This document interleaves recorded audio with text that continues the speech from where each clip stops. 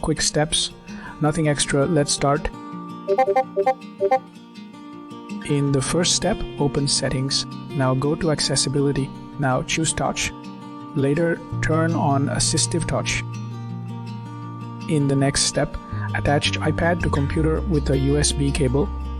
Later, launch Finder if on Mac or iTunes if on Windows. Next, make sure iPad appears in the list. In the next step, press volume up and release it quickly, then press volume down and release it quickly. Now, keep holding the power button till you see the recovery screen. In the next step, check for a computer symbol with a cable on iPad screen. Next, verify that Finder or iTunes shows it in recovery mode.